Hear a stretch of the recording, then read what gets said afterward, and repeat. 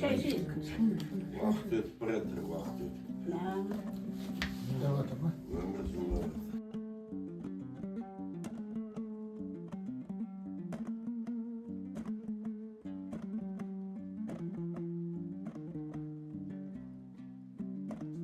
Ayetinde bastar. Kişi başladı. April ayı bitti mi? Tağıta kişi oldu. Sonunda kıstım ortaya, yazın ortası. Bayağı da. Buna Hamidova ayı kupulay da жазды bir. Hoş geldin өнерпаз әнші қауым жолайларым. Көтердім көңілдерін шолпандардың. Осылай жаралап келіңіздер, көтеріп ауылымның еңбек даңқын деп. Onda da akıllı Солмас болды. Мен осы Шарап атаның, Жұбан атаның көп несін сол кезден естідім. Sol Ayıp marhumun bir жаңы сиыры болған ғой. Сол ауырған. Сосын Хамидулланы жіберіп, ана Шарап атаңа нағашыңа барып, Нағашың ұрып тұр. сиыр ауырып тұр. Қалай ауырып тұр осылай? Тамақ ішпейді. Қан көбіп кетті. Сосын бір шерткеге жазды дейді. Сосын мынаны шерткеге Şirtka var. жазды дейді. Сосын мынаны Siyermin cezası. bir шелек суға сал деп бер деп айтты. Ата ол су ішпейді нағашы ата. Жоқ ішпегенін көрейін деп айтты. Сосын ана суды ал шерткені салып суды берді дейді. Сиыр әлгіні тауысты ішіп. Сосын жазды да кетті. Айыпқа айтып бар біз алмаған берсін деп айтты. Айтқан ғой. Ана біз ауылды қап басады маған беріп. Вообще ол кісі қатты сұрайтын көреді, бірақ не, олар мен байымаймын, менің аруағым демеді.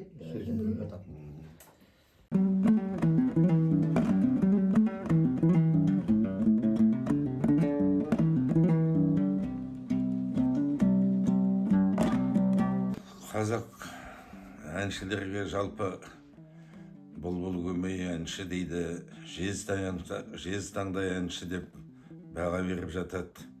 Жолай ағамыз өзі туа біткен бойында қасиеті бар. Ешқандай оқу орнын бітірмесе де, өзінің сол табиғи даусымен талай рет осы қыста малшыларды, жазда жайлауда жатқан сол малшы қауымдарын аралап жүрсе де шаңда, аязда, суықта, еш уақытта да өзінің табиғи даусын жоймай солай өткен адам. Жолай ағамыз 1961 жылы Күләш Нұрбаева, Ескендір Хасанғалиев, Сәлекен Қайырғалиев, Жолай ағамыз төртеуі Алматыға жас таланттардың байқауына барған. Сол кезде қазылар алқасы өте жоғары берген бұл кісілерге. Төртеуіне де қалып Алматыда оқыңдар, білім алыңдар музыкалық деген кезде Ескендір Хасанғалиев қалып қойғанда, қалғандары елге қайтып келген. Мана Күләш апамыз Нұрбаева Жаңақазанда дирижер болды, ол кезде Жаңақазан аудан орталығы. Жолай ағамыз бен Сәлекен ағамыз сол мәдениет саласында қызмет жасады ғой. Егер енді сол кезде қалып сол оқыған кезде Жолай ағамыз талай биіктерге шығатын еді деп өзіміз ойлаймыз өсіне. 1967 жылы телефестиваль болған шопандар тойына байланысты. Сонда Нұрғиса Тілендиевтің Кең жайлау деген әнін айтып, жақсы жүлделі орынға ие болған. 1973 жылы Шымкентте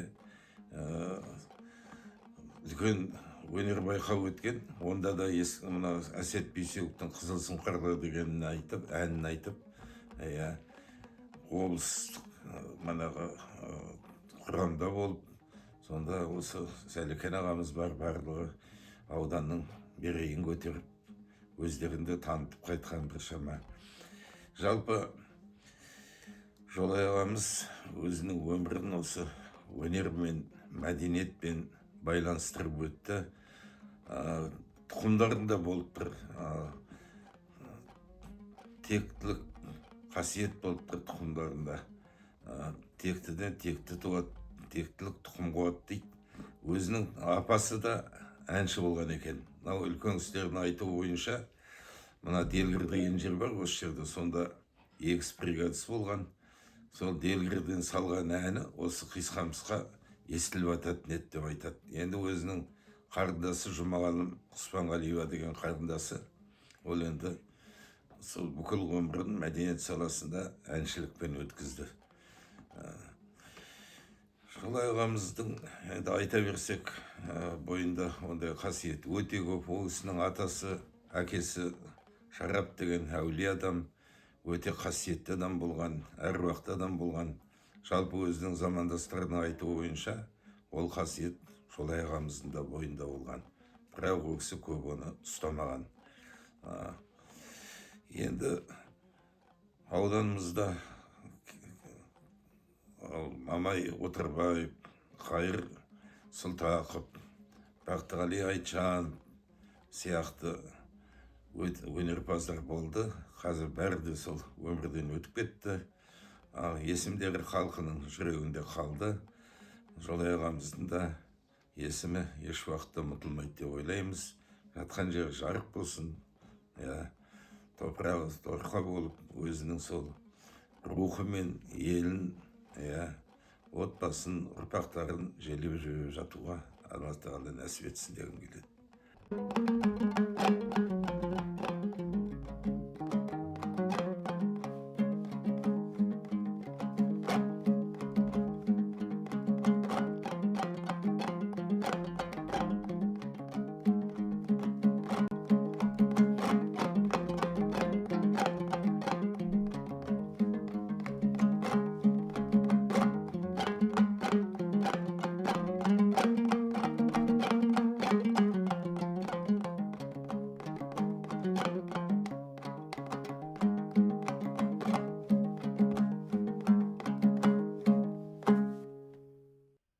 Есімім Жұпар деген болады. Мен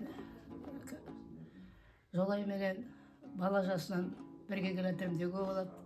Мәдениет қызметкері болдым. 57-ден 72-ге дейін Формуна ауданында мәдениет қызметкері болдым. Онда мәдениет саласының барлығының точкасында жұмыс істедім. Содан кейін 72-ден 97-ге шейін осы Жаңғал ауданында мәдениет саласында жұмыс істедім. Соның бәрінде де Жолай менің құрдасым. Бірге жүрдік. Өте инноватты, адамды байлығына емес, қарапайымдылығыменен любой адамға оның жүрегі деген танымы сондай. Ол ешкімді бөліп жармайды. Сондай адам болды, сондай адам болды, ақ жүректі.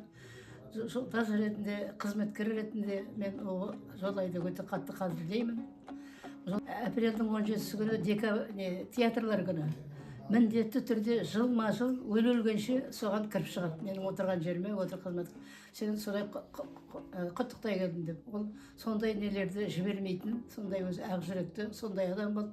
Өте не істейсің дағдырға, қазір осындай жағдай болды. Содан біздер бір рет Формуна ауданында жүргенде, анау Комсомолдың 50 жылдығына Оралға Формуна ауданынан баратын болды коллектив. Сол коллективтің фотосы бар еді, іздеп таба алмадым. Осылардан да көре алмадым. Сонда екеуміз ведущий болдық. Жолай екеуміз. Менде солардың берген грамотасы бар, қалып қой дейді, әкелгем жоқ. Жолайма деп әкелген суреттерім, қазір мен 84-темін. Айтайын деп отқан сөзімді ұмытып қалатын дәрежеге жеттім. Көке мен бір өмір тарихымда айтып жүретін бір жаман кемпірмін. 7 рет операция болғам, сол менің көзімді де, сөйлеуімді де бәрінде кішкене кемітіп тастап, бірақ Алланың арқасында ғұмыр кешіп жатырмыз ғой енді. Осындай іс қолдап, осы кісінің осылай қадірін көрсетейін деп жатқанда мен өте қуаныштымын, көңіліме жас келеді. Біздің аудандарда жазып жатқандар бар ғой, мен бірақ Жолай туралы жазғандарды, Жолай туралы айтқандарды әлі көргенім жоқ. Осыны көріп, естіп өлетініме мен ризамын. Еңбегіңе ризамын. Атым Гүлжиян. Осы Қисқамысқа 1967 жылы жұмыс бабыменен, направлениемен жұмысқа келген жанмын, бойжеткен қыз болып. Сонан осында тұрып қалдым. Жолдасым Жұмағалиев Ғазизбен отау тіккенде Жолай бізге күйеу жолдас болды, жолдасымның қасында. Сонан екі біздер қатар отырдық, көрші, етене жақын дос, жолдас болдық. Мен Жолайдың жолдасы Жансұлумен класстас бірге оқыдық. Жолдасым Жолайменен дос болған. Соныменен бірге етене жақын дос, жолдас болып бірге жүрдік. Біріміздің үйімізден біріміз шай ішіп, ас ішіп, екі үйіміз бір-бірімізсіз шай ішпейтін салт дәстүрге айналған дос, жолдас болдық. Оның жақсы қасиеттері Жолайдың көп айтатын.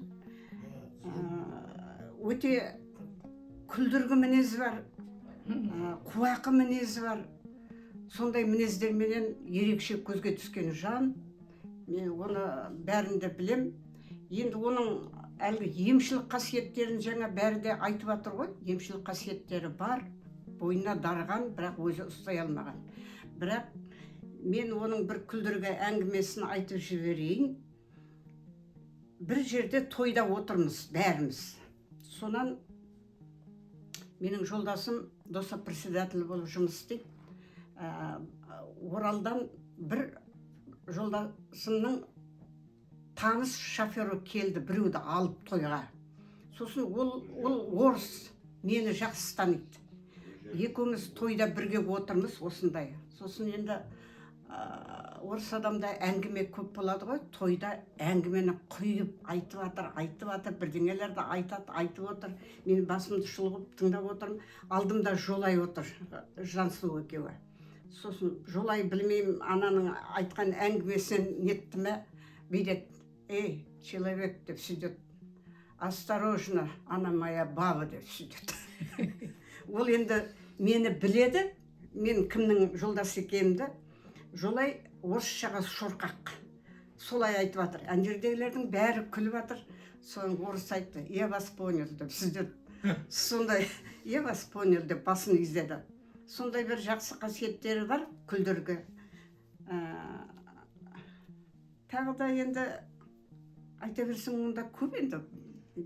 Оның сосын үйге келет, біздерге келет. Оның кірген дыбысын естімейміз ғой біздер.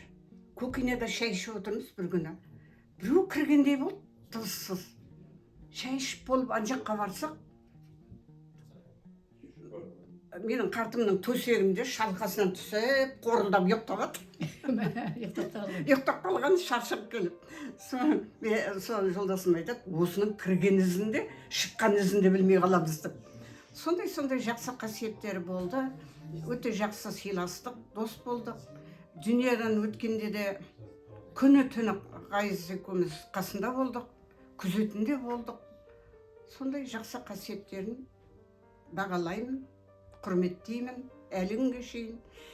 Осы шаңыраққа кіргенде ең бірінші Жолайдың фотосына кіріп, Жолай, Жөке, сәлем деп кірем, бойлай, құрметтеймін. Жақсы қасиеті мол. Повышениеге барғандағы бар ғой. Мынау да, анау спектр, мына әжелер қара өлең жарысы болды бір әжелердің. Соны ұйымдастырып жүрдік қой. Мынау бір спектакльде ойнап тұр, анау бұрын жұмыстас болған сол менің ағайын, сол спектакльде ұйымдастырады. Ана Жапар апай да мәдениет қызметкер ол.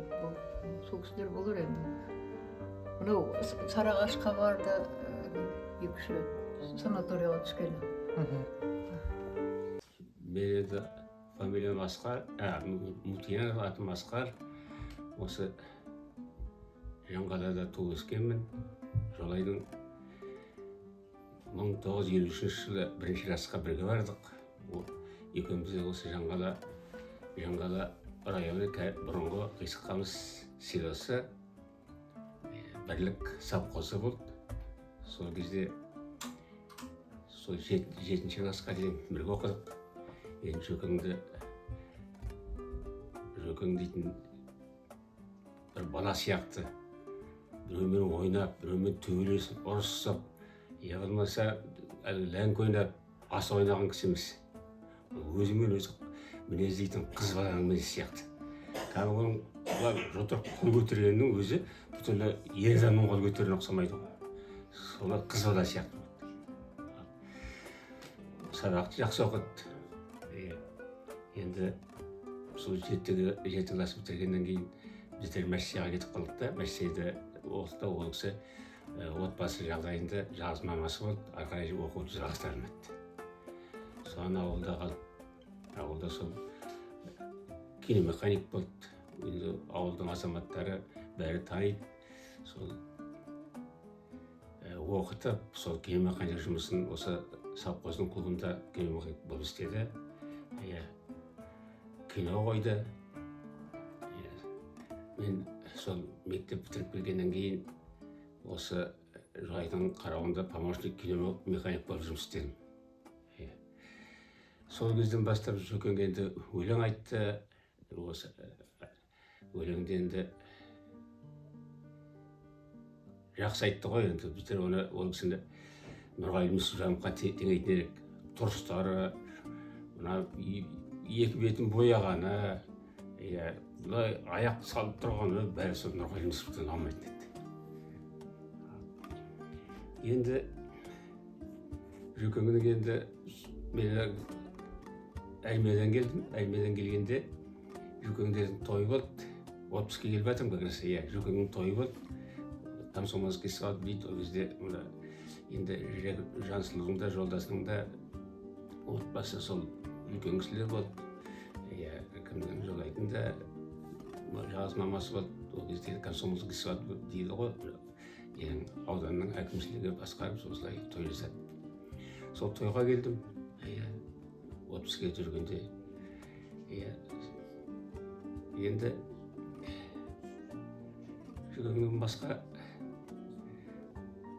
қырлары көп болды. Тек қана ән айтып емес, пьесаларды ойнадық. Осы ескі Есқамыстың клубында пьеса жасап, осы даже осы бірлік совхозы халық театры атағына дейін алды сол кезде. Соның бәріне қатысып, араласып жүрген. Енді жаңада айтқан болар, енді Жөкеңнің ол енді мінезге бай адам ғой. Ол біреумен ұрысып, біреумен таласып жүрмейді. Өзі жұмысын өзі біледі.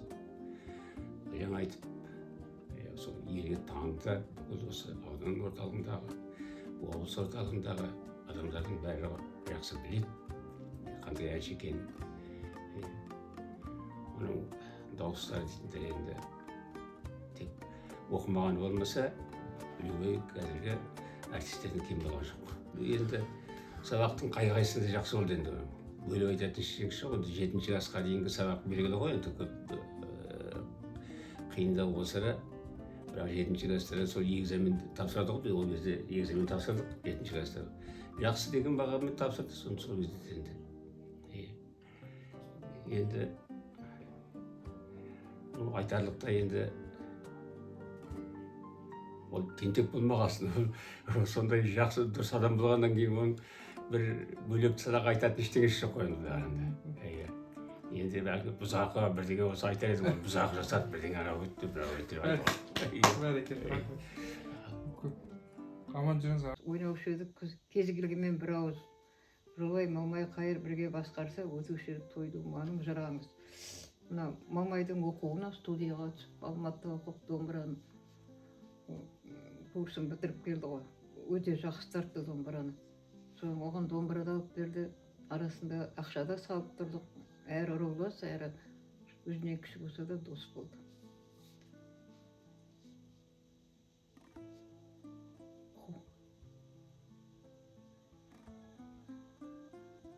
Енді мына бейде ескі алды сіздің жаңа қалаңыз, берілмеді нақты бүгін бағаңыз. Ұрпағыңыз анасымен бір жасап, жаңғырды бір сатыға санамыз. Действительно, енді лауреат атанған значоктары, грамоталар жетерлік, бірақ бір белгілі бір атақ біздің ауданда ешкімге де берілген жоқ. Солай айтқаннан кейін сол ибат алды, мәдениет қайраткері деген. Бір жылы Чапайдан сол мәдени көркемөнерпаздар келіп концерт қойды осында, бардық. Сонда шыққан әншілердің бәрінің атағы бар. Сонда таң қалдым, біздің жаңғаға неге қоя қалды екен. Енді Хамзин Алқайыр деген Зыбырайна болды, менің ағайыным. Ол кісі сол 30 жылдық несінің уақытында әнші балапан өткізді. Сосын маған айтты, сіздер спонсор боласыңдар.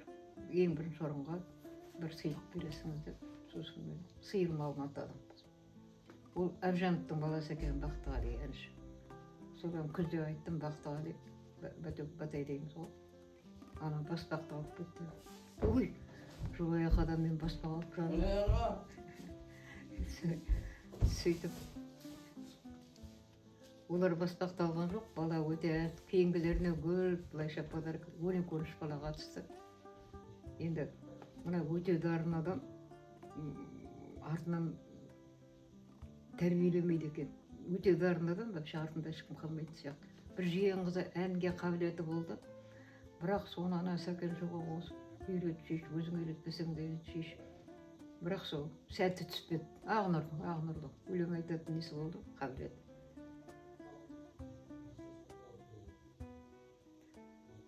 Әзіл қой, сосын бір ауылда болып жатқан келеңсіз жағдайларды бірінші жұмысқа барып келеміз ғой, демалыстан кейін. Түскі шайда естіп келемін де, айтсам да екен, айтпасам да деп отырып.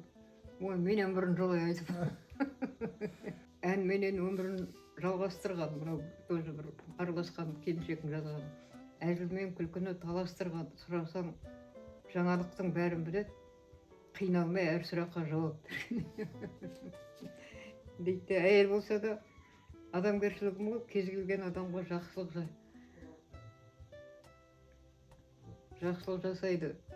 жасайды зор. Көп жыл мекемеде бастық болып жүре, қазір зейнеткер болуға асығып жүр деп маған да бір қазір әңгімесін айтқан. Қазір бар, Оралда ауырып келе алмады, жүрегі ауырды. Ән айтты, Жұмағұл Болат деген ағай.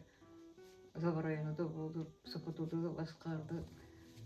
Соңғыда Феликске қатып біздің мекемеге 1-2 айдан кейін соң ауырып қайтты.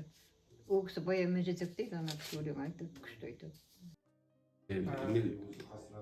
Әрмедеге кейін үй шоферлік курс бітіріп, Домкутыраға жұмысқа орналасып, как раз жүргендер сонда жұмыс істейді. Совхозға концерт қоямыз, шабандарға концерт қоямыз, кино қоямыз, шаштаразы бар, әлгі автоклуб бәрін алып шығамыз ғой. Сол кезде енді қана айтқанмен жас кезіміз ғой енді. Азда болса етеміз анандай. Содан енді жатып ұйықтап қалғанмын ғой мен. Ұйықтап қалғанмын. Осы Сәлекен дейтін ағай бар, баян ешті. Ол жөкең бар, барлығы менің бетіме сурет салып қойған ғой. Бетіме сурет салып қойған. Мен білмем, бояндым, бәрі шаршап күледі. Үйіне көресін дұрсып, айнаға қарасам, бәрі сурет салып қойды. Соған ренжіп мен Сәлекенге байланып, сен бәрі істеп жүрген Сәлекен. Сондай қызықтар болады енді. 30 келін алған бұларым. Бір 10 қыза барып тастаған бұларым баяғыда. Ал соның бәріне арақ ішесің ғой барғаннан кейін. Тойда құлақты зорлайды ғой. Саған ауысып келе береді, сен де отыра бересің. Ал сондай жағдай болды. Енді бана айттым ғой, енді Жолай ақамның бана киелі адамнан туған. Мен түсімен ауырған мықты 2 жыл ауырдым. Сол бәлесте жатқанымда банағы түсімен дегенде үйге келді, үстінде қызыл майка. Сосын кемпірге айттым, аяққа шығып, ақама арақ бар ма? Бар ғой. Сосын Жолай ақам айттым, жоқ Серікжанмен отырмайым, шай әзірледі келіні. Мен отырмайым, кетем деді. Шықты да жүре берді. Қайдан тап болған білейін, бір қара кісі, әлгі мен танымаймын. Біздің үйден бірге шығып кетті. Сосын кемпірім айқайланып түнде екеуміз бір жатырмыз ғой енді. Бір палатада. Кемпір осындай Жолай ақам түсімен сенің шайыңа қарамаймын деді. Бір қара кісі есіп кетті. Жолай ақам ауырғанды алып кетті деді. Содан тірі қалдым ғой, жүрмін ғой енді. Содан әрі жүрмін енді, қайтейін енді. Сондай жағдай болды айналайын. Ол кісі жас күнде қандай болды, сол туралы айтсаңыз? Жас күнде әнші болды ғой, әнші. Ол кісі 35-ке келген шарақ ішкен жоқ. Мына аудан құрылды ғой, содан кейін мына енді әншілердің кісі белгілі ғой, тойға барады. Тойға барады, сараққа зорлайды ғой енді. Тойдың әнін салады, құда болып барады. Ал сондай адам болды. Шарап дейтін атамыз болды, біздің Бесқасқан ғой енді.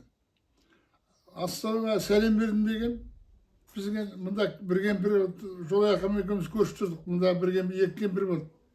Күлсін дейтін ішеміз болды. Сосын кім білесіз деді, Қайыржанның басын ер адамға сәлем бермейді, сәлем бердік демейді, әйел адамға сәлем бердік дейді, ассалаумағалейкум деп айтты. Содан кейін манағы ойымда қалды ғой енді бәрі. Шарап адам сөйтіп жатты. Ал сондай жағдай болды. Шарап адам манағы бір кісі манағы айттым ғой мана, сиыр ауырып қалған. Өзі бес қасқан, bizim бес қасқамыз ғой енді. Бес қасқан кемпір бес қасқа жездейді, әйіптейді. Манағы баласын жіберген Хамида дейтін, бар нағашыдаңа бар, сиыр ауырып қалды, жаңғы сиыр. Сосын шірткі жазып берген, шірткіні ішкізеген бір ата сиыр су ішпейді ол деген, ол ішпегенін көрейін деген. Сосын ананы шірткіні салғанда суды тауысты дейді, жылы суға салып беріңдер деп айтты. Сосын сиыр жазылып кетті дейді ғой.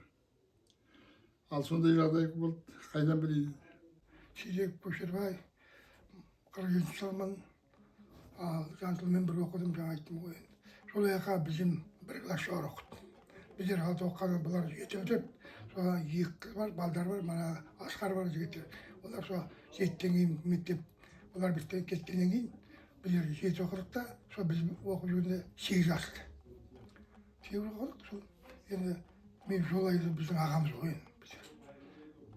Екеуміз, мысалы, мен енді сияқты жүрдім, енді жас кезімізде Шөкең енді бері келгесін айтып берген болсын, мен оқып жүрген өлең айтқан естіген жоқ. Енді олар үлкендеу болды, біздер кішілеуміз енді. Былай қарағанда Шөкең екеуміз бер жағында таныстық, мен балам ғой енді. Анау азын шоғын бір екеуміз пішен шаптық, қоларақпен жайлап жүріп. Сосын бір жерлерге барып, олақты ертеректе пеште қимен жағады ғой, қимен. Қойдық. Соның бер жағында үйленгеннен кейін жолымыз айырылған жоқ бір жеріміз. Мен айтайын деген, ертеректе Жансұлу мына жолдас 40-қа толып. Мен трактист мамандығым. Мана Серік Қайса трактист, екеуміз бір жерде жұмыс істедік. Соған мана 40-қа толып Жансұлу шақырды. Сосын кеш қарай жұмыс тоқтатып келдік, мен тісім ауырып жүрген. Сосын сарайда шай істедік, ол уақыт енді көп қорақта карта ғой, жастар ойнайды, біздер ойнайды. Сосын жалаяқ месотта кезейін жалаяқ шығып айтты, неғылшын шүмірейіпті, мен тісім ауырып. Сосын Шөкең айтты, Шөкең мен үйге тісім келіп тұр, тісім ауырып тұр деген. Ей бала шүмірейме деп, мына арқасы бар адам ғой, мына жағымнан бүйтіп екі сипат. Содан кейін мен тісім ауырып көрген жоқ. Ал қара. Оның бер жағында да мына бір келіндер тісім ауырды дейді ғой, сондайдан ғой. Ана келіндер айтам, сол аяққам ауырып қайтшы деп. Сол аяққам. Барып бір сипат білді мына.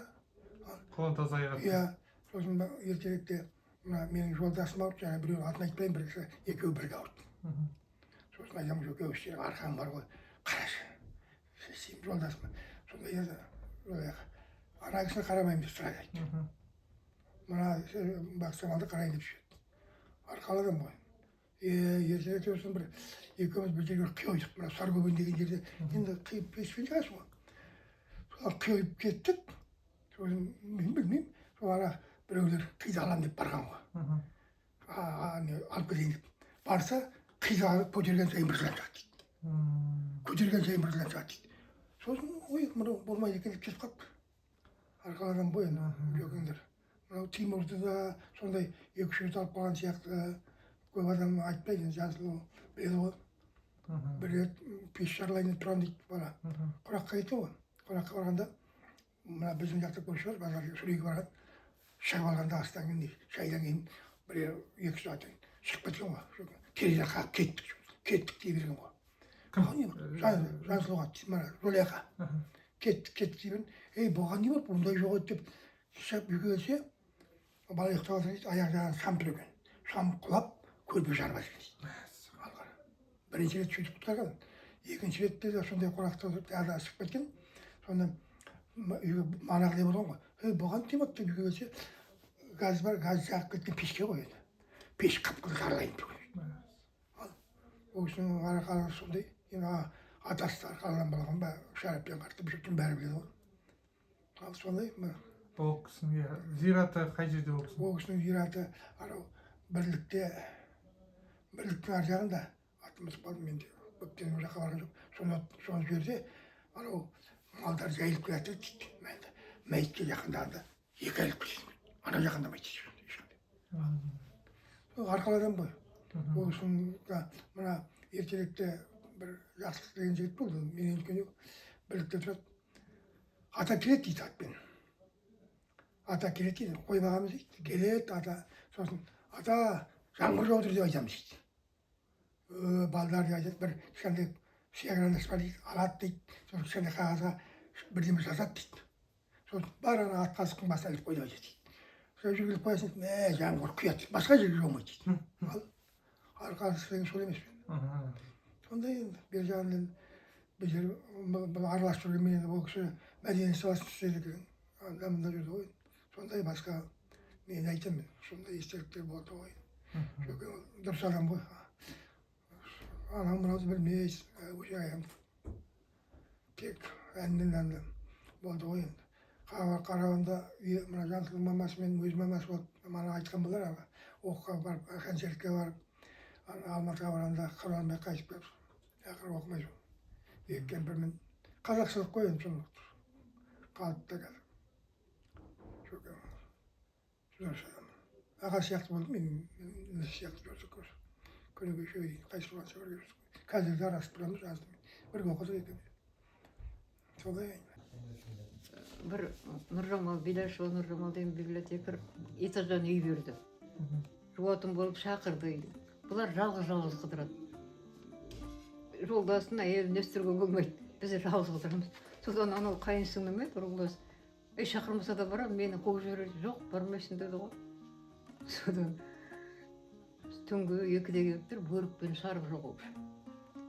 Бақса, карта ойнамайды ол кісі. Бір ғадеті, 6 қағазда бермейді. Содан рахмет, мен сосын барғасын жеңге айтыпты, ана қыздың шешесі. Жансуды ала келсең қайтеді деп. Жоқ, келем деген мен, біздер жалғыз отырамыз. Шығып кетіп, оның таныс кісілерге тап болып Ермек ағаймен Болатқа. Сүгірағың түсіне жаяу кетіп бара жатыр еді. Асфальтпен салып бара жатқан көрді.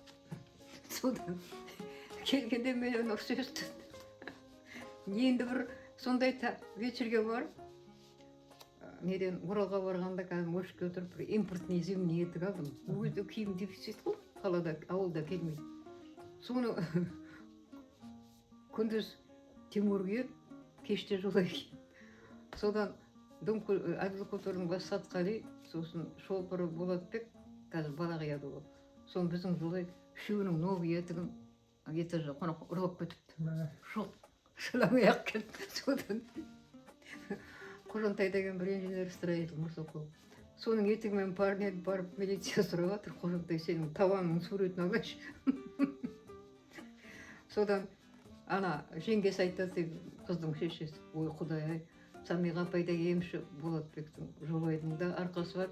Олардың етігін кім алсын, ертең лақтырып кетеді. Содан Мұртықтың балдасы жерде вечер сап армияға кетеді. Соның ертесіне военкоматқа барып, таныс досымның баласынан сұрадым. Айналайын, Жеңісжан, сенде түнде қайда ол? Ал сөйтіп етік жоқ, солай қалың тағы жеткізді. Апа білмейміз, көрген жоқ болды. Бір күнді хабар келді, ана қазір Томановтың рестораны, бұрын столовый болды. Соның қасына сөйтіп лақтырып кетті. Сіңірәм бақты. Сөйтіп етігіміз олжалау қоямыз. Бірақ енді осы істейді ғой, сақалыңмен деп. Бірақ 35 жасқа келгенше үрем ұстағандар. Мына ертеде бүйтіп дастарханға паттосқа салып жүрем. Жолайсың ба деп ашып жүре береді. Соңынан жұмыс болмады ма неттім. Өшін құда болып, құдалыққа барып, той басқарып, ағайындарын 2-3 күн қонып жатып құда атқарып, содан үйренді дейді. Соңғы кезде. Енді Мына бір жиені жазған ғой. Сонысын Борашев Жаңғай деген, ол да әне айтатын.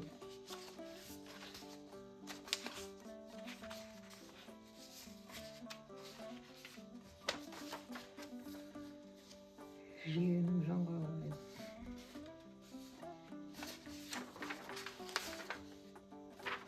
деген бар нағашы жар жиен лақ осылай мақалы дапты атам қазақ кез келді жарғаздап ойнақтайды жиендер әзіл айтады болар сабақ әншісін ән құмарсың бала жастан кезің жоқ күй табақты шетке қаққан үйіңде пластинка көп деп айтады кітапта біраз шығар мөр басқан қатершең әңгімені көп білесің әркім туған күнін дөп білесің дайын тұрған құдасың қолқа салса талайды карта ойнамай өкпелетті актерсің сахнаға жаралғандай боянып қылымсисың атып құлай оңсызда жақсы ойнадың сахнада қасыңда қайрат құдаш ұзақ ағай әнімен әйелдермен жарасады әңгіме ұмытып бала шаға қара шалды қаншық деп түртіп қалса кейбір жеңгей жөкеңе талай өсек боратады шөкеңде талай өсек боратады әншісін оған кімнің таласы бар жаңа әнді бірден жаттап аласыңдар неше шәкірт бауырды айтшы жөке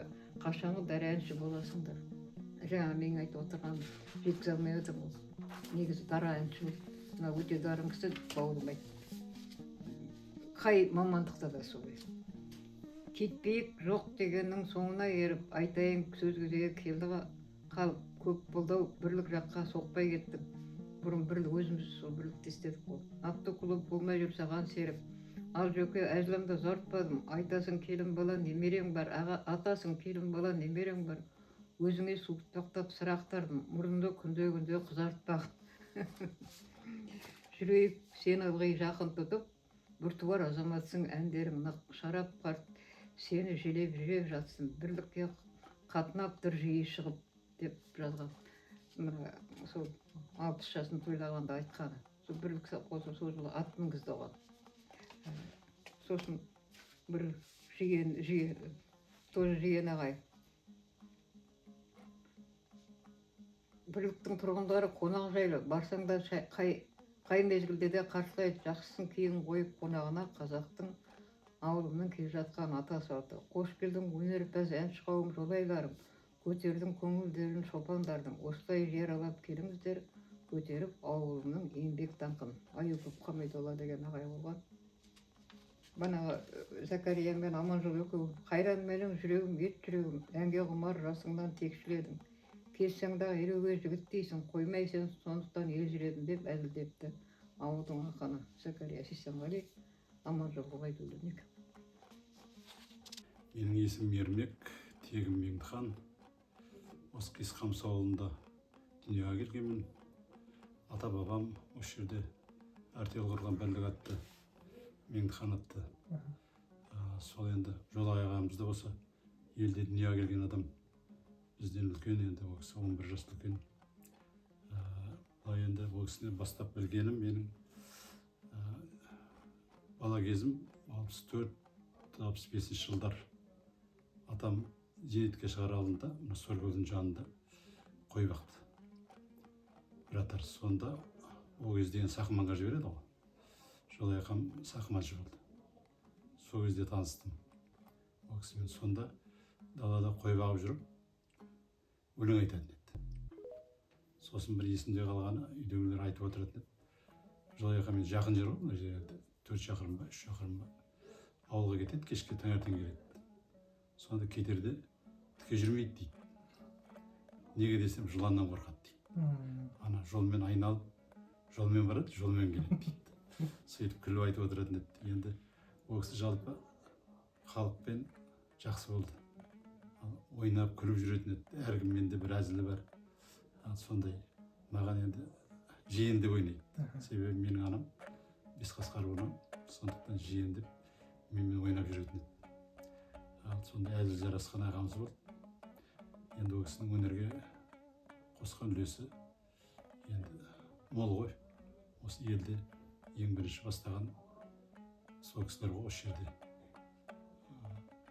Ән өнерін, ойнап жүрген біткен қабілетін шығарып, осы елде қызмет еткен мәдени жағынан қамтып, ол кезде енді агитбригада деген болады. Жаңағы қойшыларға шығады, малшыларға шығады, кино қояды, концерт қояды, шаштараз шығады бірге, саудасыз жүреді. Сондай агитбригадасымен бірге жүріп, бірге бітіскен адам ғой. Елдің бәрінің алдында құрметті болды ол кісі. сол кісі білетін ол кісі жөнінде. Енді мына ағамның дүниеден өтсе де 2023 жылы бір 81 жылдығына Бірлік ауылы мәдениет үйі бір шара өткізді. Сол шараға арналып бір өлең бар еді жазған, соны оқып берейін. Шара бола жолай әнші ағамыз, бетке ұстар жестің дайлы дарамыз. Ән салғанда асқақтаған әуенмен кешкі құрым жаңғыратын даламыз. Сол кездерде ойнап жүрген баламыз, концерт болса қалмай бізде барамыз. Жадымызда сақтау отыр бейнеңіз, сол бейнені еске сақтап қаламыз. Жолай аға біздің болды жағамыз, ойнаушы еді кез келгенмен бір ауыз. Жолай мамай қайыр бірге басқарса, өтуші еді тойдуманың жүр аңыз. 81-ге толар еді жасыңыз, бұл фәниде жүрсе аман басыңыз. Тағдыр солай ерте өттіңіз өмірден, жаныңызды қолдап жүрсін Алламыз. Еске алады сізді жаңа қалаңыз, беріледі нақты бүгін бағаңыз. Ұрпағыңыз анасымен бір жасап, жаңғырады бір сатыға санамыз. Сіз өнерге сүбел үлес қостыңыз, асулардан биік таулы өттіңіз. Ескерілмей ел алдында еңбегің, бұл фәниден бақилыққа өттіңіз. Сақталады есте жарқын бейнеңіз, аппақ түстен киген таза жейдеңіз. Еске алып сізді тағы бүгін кеш, ортамызда жүрген бейне күйдеміз.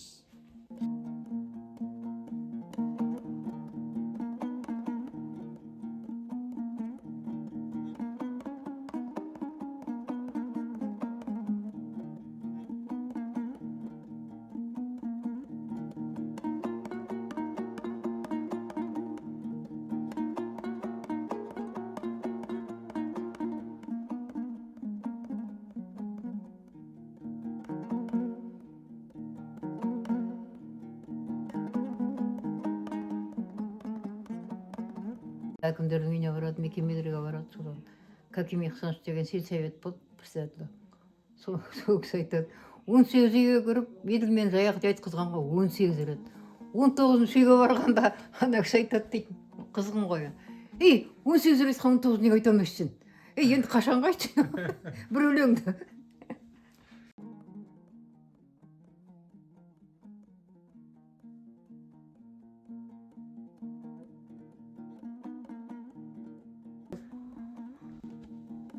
Өмір бойына жинаған кітаптар сыртта шкафта да бар, осында да бар. Мен кеткенше сақталып тұрар, ар жағында мен білмеймін. Қазір жастар кітап оқымайды.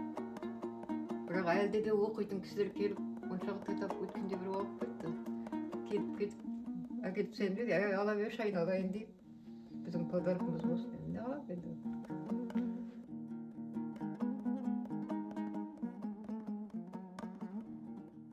Мынау жас уақытындағысы ғой. Мынау менің енем сол шаравадан біріншіген, бір кенже деген.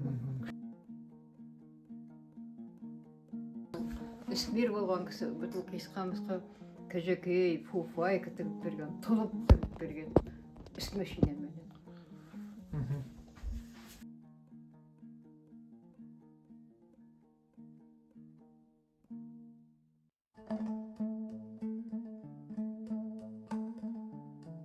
Сол жұмыстасы, сол спектакльде, бір оркестрмен, Айтжанов Бақтығали ғой, дирижері күшті, өзі күйші шығарды ғой бұл бала. Өнерлік болып кетті бәрі. Мынау да бір спектакльде ойнағаны. Албай бір қайыр екеуінің, міне, неміс болып ойнағаны бар. Қайыр қырттай бойы, шәмпейіп біздің жылай өзің. Мынау бір жарыс, әншілердің жарысы болып отқанда комиссияда отыр ғой. Мына Күләнда апа барды қазір, таба алмадым 2-3 рет бар. Мынау Айтқали Беғали деген денелерімді қойшы болды, бір совхозында. Сол үйге барып ән салып отыр ғой. Жоғарылап та кетпей, төмендеп те кетпей, сендермен бірге 30 жылдың үстінде. Менің өнер кешіме қош келдіңіздер, қамылып келіп әткендеріңізге көп рахмет. Қазір өнер әрмен қарай жалғасады ғой.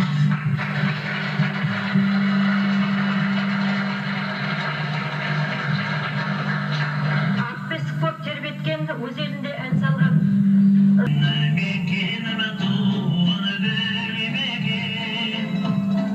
Ағалақша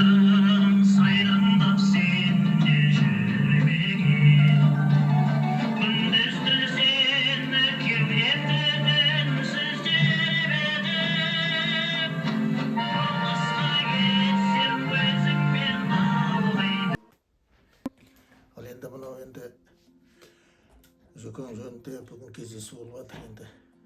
Дүниеден озғанына енді 20 жыл болуына орай. Енді жөкеңмен мен енді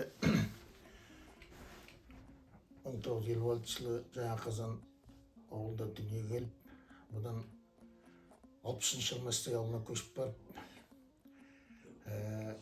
60 жылы сол сентябрьде 1 классқа барып, оны 74 жылы аяқтап, сол жылдары мәдениет үйде жұмыста істеп жүргенде осы Бағауыл әуен ансамбль құрдым. Сол кездерде мынау ауданда музыкант керек болып, 74 жылы неге аудандық мәдениет үйіне жұмысқа шақырылды. Сол 74-тің маусым айында осы аудандық мәдениет үйіне жұмысқа кірдім.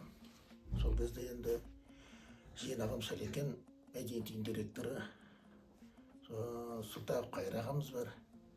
Ол кезде енді көп кісіні танымаймын. 74 жылы мәдениет үйінде 18 балаң жас жігіт дедім. Сол кезде енді ағалармен, апалармен енді жұмыстас болып танысамыз, білісеміз. Сол кезде Тылай деген ағамен жақсы танысып, қарым-қатынаста болдық. Жөкең сондай жақсы дауысы, сондай ерекше бөлек әнші болды. Ал сол кісі мен бұна өз сырнайыменен қостап жүрдім. Осы бірталай жыл жұмыстас болдым. Ол кісінің баяменен қостағын 33 жыл қостаппын. Сол арада енді Жөкең енді 70-тен аса өлеңдері бар екен, айтып жүрген. Ал Жөкеңді енді соңғы 60 жасқа пенсияға шығарға дейін қасында бірге болдым. 60 жасына байланысты мына шығармашылық кеш жасаймыз деп әзірлік жасап, әндерін қарап, 7-тен аса әндер бар екен айтылған. Сол репетиция жасап жүргенде Жөкең енді ауырып қалды. Кейінге қала берді. Анау енді әзірлік жасап жатырмыз ғой. Сондай кезде де Жөкең ауырып, содан мына шығармашылық кешке қатысам, ауырып қалып, сонымен Жөкеңді соңғы сапарға шығарып салғанша бірге болдым, жұмыстас болдым. Ал Жөкеңді енді сондай жақсы, яғни құда дейтін еді, құдалықта да бар. Мен оны ол кісі аға дейін, аға оның аға ғой. Сондай жақсы ақкөңіл, ағаның аға болған азамат еді. Басқалай енді осы күнде жүрегімізде ұмытпаймыз. Мынау Нұрғали Несіпжан өлең айтқанда Жөкең дауысы екі айырмайсыз, бірдей ғой. Сол кісі есіме түседі. Нұрғали Несіпжан өлең айтқанда. Енді Жөкең енді жүрегімізде ғой, ұмытылмаймыз әрқашанда. Шыман қайырға яқа отыр. Қайырға яқа бар екен енді. Домбыра ашып. Елдің даңқын асырып, осы топырақтың мәртебесін көтеріп жүрген ұл мен қыздарыңыз және де алдарыңызда тұр. Бүгін осы аудандық мәдениет үйінің жанындағы ұлт аспаптар оркестрінің кіші құрамы осы кешті бізден бірге өткізуге ат салысуда. Көркемдік жетекшісі және дирижері Мәлік Қайырғалиев. Ал енді жігіттер той бастайды.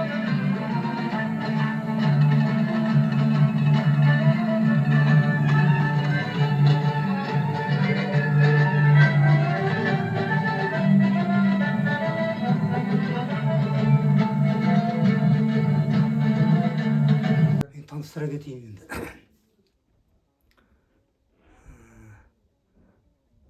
Кіндігім қан тамған туған жерім, алтын кітапқа жазылған. Нағыз қазақ қазақ емес, нағыз қазақ домбыра, күйе станысы жаңа қаладан Болат Шамратұлымен. Енді ағам туралы шарап, солай ағам туралы айтсам жезтаңдай әнші, бүкіл осы қарапайым кезіндегі сапқоз, қалқоз, одан аудан құралды, бәрі осы ауыл десе қарапайым ауылдың адамдары жақсы біледі. Енді қазір жас ұрпақтар білмейді ғой. Солай ағам туралы айтатын болсам, мен үлкендерден естігенім.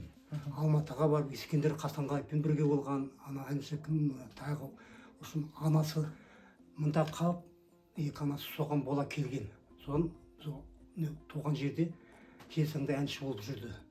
Ал енді бізде енді не болғасын, Жаңақаулыдан білесіздер, 4 түлікті мал бар. Ал қойдан басқа жылқы, сиыр, ат, жылқы дегенде. Сол менің әкем, Асқар Тау әкем, қаден Шамарды апталыққа айтады. Мен баламын 61 жылдары, оқушымын. Сонда апталыққа есіп шығам. Сол кездегі шолпандардың қарапайымдығы, халықтың бала болсақ та көре қалдық, біле қалдық. Қазір ойласам өте тамаша. Табиғатты мықты болды ол кезде. Мына Үшкен бір деген мұрты жағы бар. Сол ауылда болып, ол кезде менің әкем шығады апталықпен. Отарбаев Мамайдың әкесі, Отар әкеміз шығады, кассир, Лұқпан Ермек кино қояды.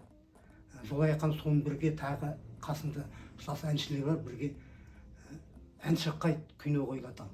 Сол мына машинаның көзін жазып береді де, соған шығып өлең айтады.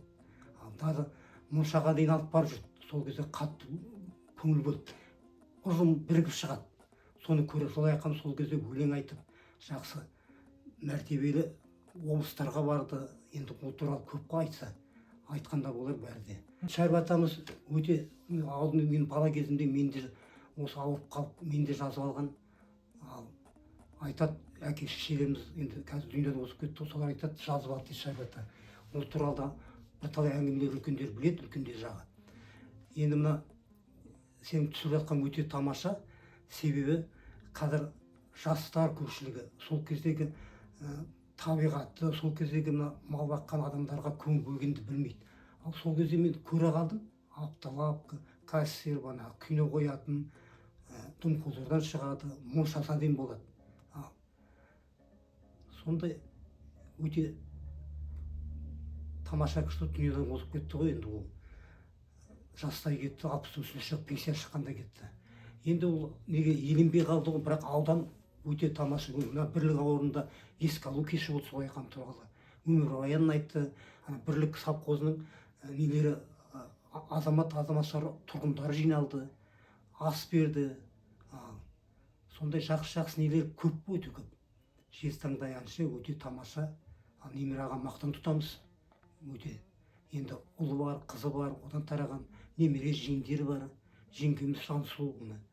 Жолайқан шақырғанда келіп, сен айналайын келіп, не алғаныңа көп рахмет. Аман жүр, денің сау болсын. Қысқа да нұсқа болсын.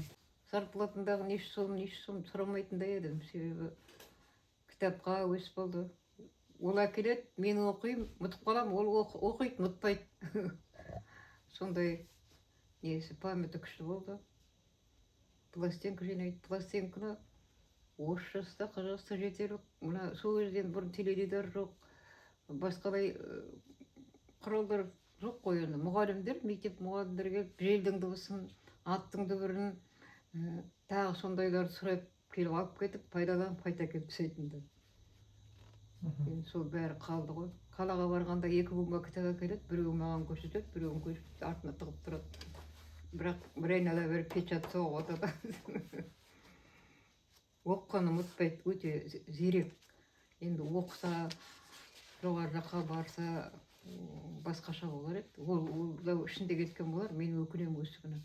Зорлап жіберу керек екен. Енді барып 11 бітірдік. Содан институтқа барып түсе алмадым. Менің данам жалғыз, оның данасы.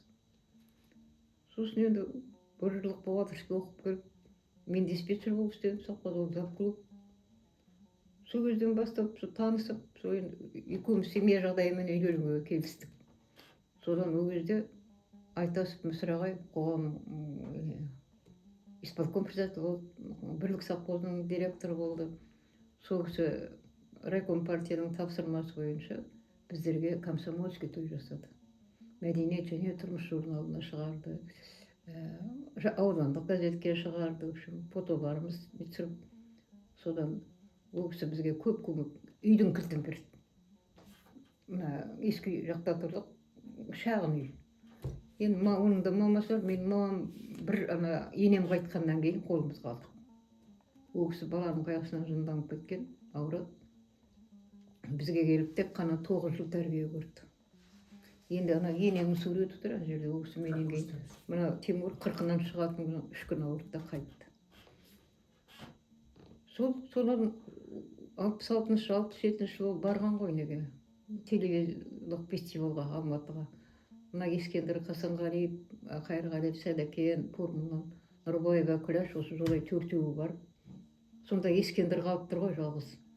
Бұлар қалмаған. Оқуға түсіреміз, жұмыс тауып береміз дегенде. Енді соны ойлаймын, мен осы күні үйленгесінде шақырды, бармады. Мен айтам, бар. Кемпірлерді мен бағам, бақпа. Барсам барарым, бармасам қаларым. Жоқ, оқымады да. Сөйтіп жүргенде мен енді институт бітіріп істейтін кісілердің орнында жұмыс жасап жүрдім аулында. Сосын 40-қа толғанда сұрадым жолайда. Рұқсат етсем мен оқиын. Сау үшін түсім керек қойын. Бар деп, содан айтыру. 40 жасымда түсіп 6 жыл істедім жүріп оқып. Институт экономист мамандығын алдым ғой. Енді бір сол мекемеде совхоз көшіп кетті, Мұртқа 7 жыл істеп. Біздер мұнда қалып қойдық, ол мәдениет бөліміне кірді. Мен штат управлениеде 13 жыл қатардағы қызметкер болдым. Қалған 22 жыл сол мекемені басқардым. Сонда бізге комсомол істеп жатқан Мүсірағай Жолай қайтқанда келіп айтты. Жолай мен Жасылды біздер үйлендіріп, үйдің кілтін бердік. Біздің үмітімізді ақтады, жақсы өмір сүрді, бізге атақ келтірген жоқ. Араласып тұрдық ол кісімен, туған ағамыздай. Балдардың тойына да бардық, 60 жасқа толған да бардық. Енді мына Тимур үйленгенде ол кісі Жолай келіп алып кетпейді деп жылқы атады. Ол кезде теңге құны жылқының 2,5 ақша, 500 конвертке салып берді. Ол кісі одан кейін 94 сөйлен, 95-те 96-қа толғанда біздер бір құнажын қашар бердік подаркіге. Ағасы келіп келесі жыл тиеп кетті. Похоронына да бардық, қатысып тұрдық. Сондай жақсы адамдардың арқасында адам болдық. Енді халыққа да жағымсыз болған жоқ, тойын басқарды, құлағына барды.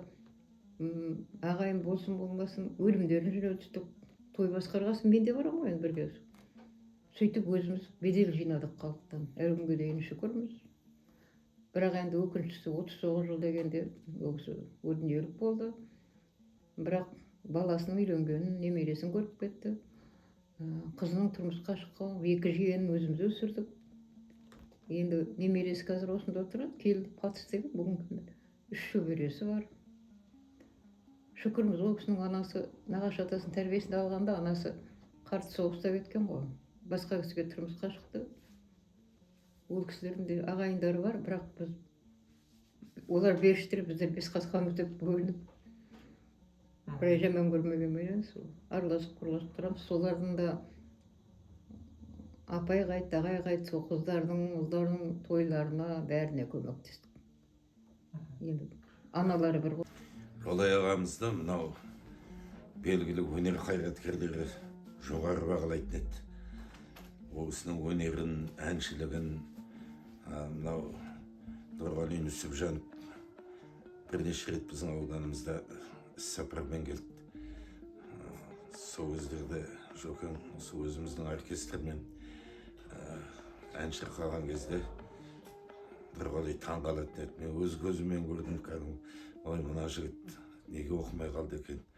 Мына жігіт алысқа баратын жігіт еді ғой деген әңгімелерін айтқан ол кісінің өз аузынан естідім. Сонымен бірге анау майдангер, күйші, термеші, ақын Сұлтанғали Лұқпанов деген азамат болды. Негізі осы біздің жаңа жолдікі, осы жаңғыланың азаматы.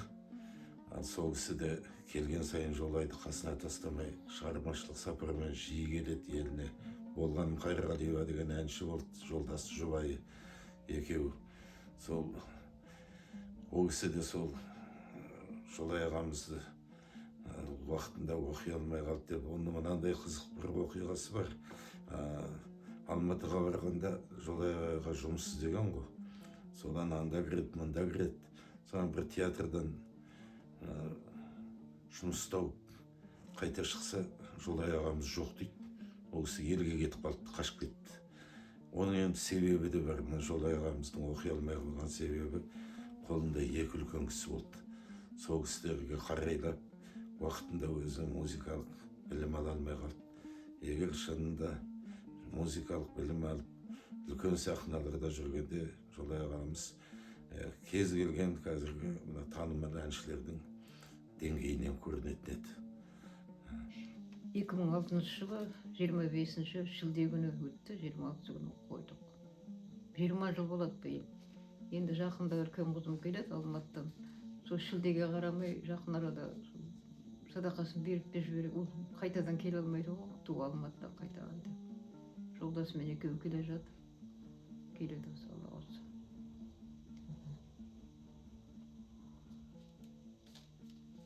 Әрине, ол бірге өмір сүрсем жақсы ғой, бірге қартайған бірақ маңдайына солай жазылған.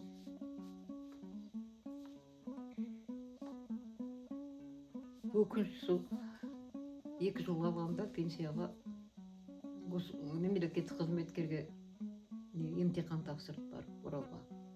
Өтіп келді, бірақ дипломым жоқ деп оның еңбек ақысын өсірмеді. Мен мысалы үшін екеуміз 1 жылда шықтық. 1 жылда почти, мен 2005-те шықтым, бірақ мен 1 жыл жұмыс жасадым.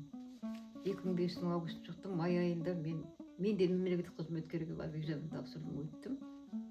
12,5 зарплатым болған. Маусым айында келіп 33 мың болды. Тамыз айында 43 мың болды. Енді менде диплом бар ғой. Сол қиын жағдай. Енді ол заманына қарай болар бәрі. Былай қарағанда Төлеген өлмен бірге оқыды, менің жанындағы құрдасым әкім болды. Местный бюджет сол 20 мыңға 20 мың қосқанда да тап үкіметтегі мекемеде байып та кетпейді. Бұл да келелем қалмайды. Не бір атақ жоқ, сонымен кетті енді. Бір келгенде Ақштап Бақтиярмен кездесу болған ғой. Содан жолай өлең айтып бәрі неткен.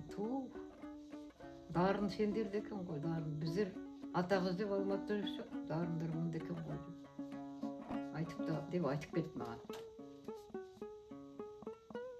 Болады ғой өкініш жерлер енді.